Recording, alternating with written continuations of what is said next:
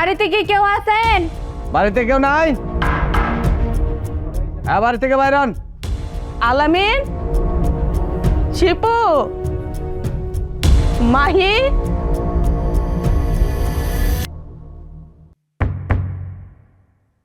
আপনার মায়ের ফাঁসির রায় হয়েছে। আপনার মায়ের শেষ ইচ্ছা আপনাদেরকে একবার দেখবে, তাই আমরা ওনাকে নিয়ে আসছি। মা, উনি এগুলো কি বলতেছে? ঠিকই বলতেছে বাবা। আমার একটা ভুলের কারণে আজকে আমি আসামি, ফাঁসির আসামি। আগামী 2 দিনের ভিতরে আমার যে কোনো সময় ফাঁসি হয়ে যাইব, তাই আমি তোদেরকে দেখতে এসেছি। কিন্তু তোরা যদি একটা কাজ করিস, তাইলে হয়তো বা আমার ফাঁসিটা নাও হইতে পারে। কাজটা হইল, তুই যদি আমার জায়গায় যাস, বলস যে এই খুনটা তুই করছস, তাইলে তোর জেল হইতে পারে, ফাঁসি হইব না, আমি বাচ্চা যাবো। আরে মা, তুমি এইসব কি কইতেছো? আমি ছোটবেলাতে বড় হয়েছি, আমি তোমার বড় বলা। আমার তুমি তেমন কিছু দেও নাই, তাছাড়া আমার লেখাপড়াও করে নাই। সব খরচ করছো তোমার ছোট বলার উপরে। এখন যদি আমি জেল খাটি, আমার ভবিষ্যৎটা কি হইব? আমার কি বিয়ার সাথে কিছু করা লাগবে না? আমার কি ভবিষ্যৎ নাই? আমি ওইসব পারবো না। তোমার বয়স হয়ে গেছে, 2 দিন পরে তেমনি মরে যাবা। এই জেলটাই নাই, খাটলা কি হইলো? জাল লেগে এত কিছু করছো, তোমার ওই ছোট বলা ওরে কও, ওই তোমার ওই জেল খাটুক, সমস্যা নাই। বাবা, সামান্য কয়েকদিনের জেল মায়ের জন্য খাটতে পারবি না? আরে তুই যদি কয়েক মাস জেল খাটোস, মইরা যাবি না। কিন্তু আমার যদি ফাঁসি হয়, আমি তো একেবারে শেষ হয়ে যাব। তোরা তুই ভাইয়ের মধ্যে যে কেউ একজন এই কাজটা কর, যত টাকা খরচ হয় আমি টাকা খরচ করে কোর্ট কাছারি থানা পুলিশ সব করে তোরা দুই ভাইয়ের ছুটায় নিয়ে আসবো। হ্যাঁ, আমার জন্য তোরা এই কাজটা কর বাবা। মা, এটা তুমি কি করতেছো? তোমার আমি জেল খাটবো? মা, এটা আমার দিয়ে সম্ভব না। আর তাছাড়া আমি অনেক কষ্ট করে লেখাপড়া করছি। কিছুদিন পর আমার বিসিএস পরীক্ষা। বিসিএস পরীক্ষা তারপর আমি বিসিএস ক্যাডার হবো। ক্যাডার পরে এই এলাকার জনগণের সেবা যত্ন করবো। আর তুমি এখন কইতেছো আমার জেল খাটতে না? আর ভাইয়া, তুমি এটা কি কইলা যে আমার পিছে অনেক টাকা খরচ করছে? আমার পিছে যা খরচ করছে তার থেকে বেশি তোমার পিছে করছে। আমার কি করছে? লেখাপড়ার পিছে না কিছু একটা খরচ করছে। আর তোমারে ব্যবসা বাণিজ্য কত কিছুর জন্য কত টাকা পয়সা দিছে। আর তুমি জেল খাটতে পারবে না, আমার খাটাতে চাও না?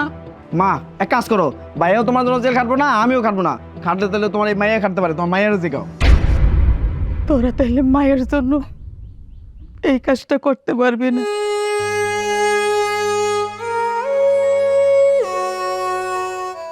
মাহি, তুই কি কস? তুই পারবি আমার হইয়া জেল কাটতে? কি বলো মা? তুমি আমার গর্ভধারণী মা। আমাকে 10 মাস 10 দিন তুমি গর্ভে ধারণ করছো, তারপরে এই দুনিয়ার আলো দেখাইছো। ছোট থেকে কত কষ্ট করে আমাকে মানুষ করছো। আমি যখন যা চাইছি তখনই সেটা আমার কাছে আইনা দিছো। কখনো কোনো কিছুতে অবহেলা করো নাই, আমাকে যত্নে মানুষ করছো। আর আজকে তোমার এত বড় একটা বিপদ, তোমার ফাঁসির রায় হয়েছে, আর আমি মুখ ঘুরাই নিব? কখনোই না মা। ভাইয়ারা কি করলো সেটা আমার দেখার বিষয় না। আমি কোর্টে যাব, আমি বলবো আমাকে ফাঁসি দিতে, তোমার মুক্ত করে দিতে মা। আমি যাব, পুলিশ আমাকে নিয়ে যান, আমার মাকে ছেড়ে দেন। কারো কিছু হইব না। এই পর্যন্ত যা তোমরা দেখছো এটা সাজানো একটা নাটক। আমি আমার বোনের বলে দিছিলাম যে তুই এই নাটকটা কর। মামা, নাটক মানে? আপনি কি বলতেছেন? কিসের নাটক? হ্যাঁ, তাহলে শোন। ভাইজান, বল। তোমার সাথে একটা পরামর্শ করার জন্য আসছিলাম। আরে খুলে বলবি তো, না বললে আমি বুঝবো কেমনে? ব্যাপারটা হইলো কি, বেশ কিছুদিন ধরে আমার শরীরটা ভালো যাইতেছে না। কখন কি হয়ে যায় বলতে পারতাছি না।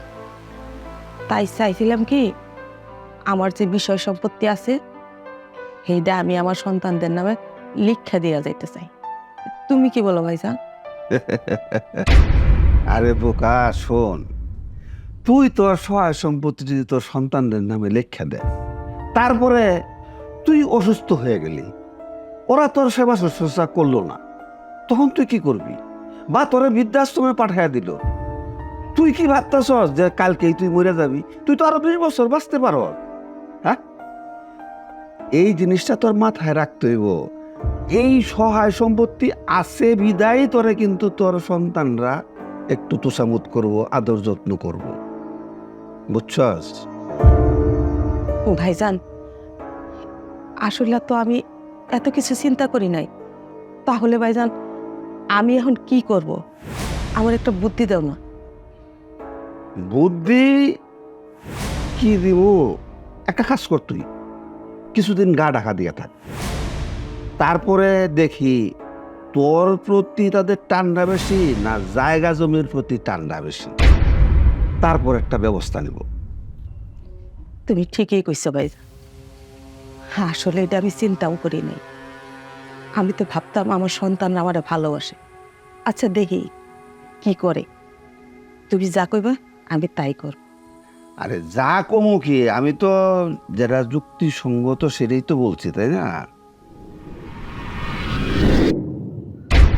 কি বুঝলা বোন? আমি যে কইছিলাম আমার কথাটা কি সত্য হয়েছে? এইখানে তোরা কেউ ভালোবাসে না, শুধু তোর মাইয়াটা তোরে ভালোবাসে, বুঝতে পারছস? আজকে যদি আমি তোরে এই নাটকটা করতে না বলতাম তাহলে তুই কিন্তু বুঝতে পারতি না যে প্রকৃতপক্ষে কারা তোকে ভালোবাসে। তাই বলে যে সব ছেলে মেয়েরা খারাপ তা না।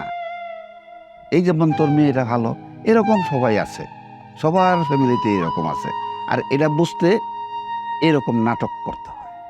ঠিকই কইছো ভাইজান।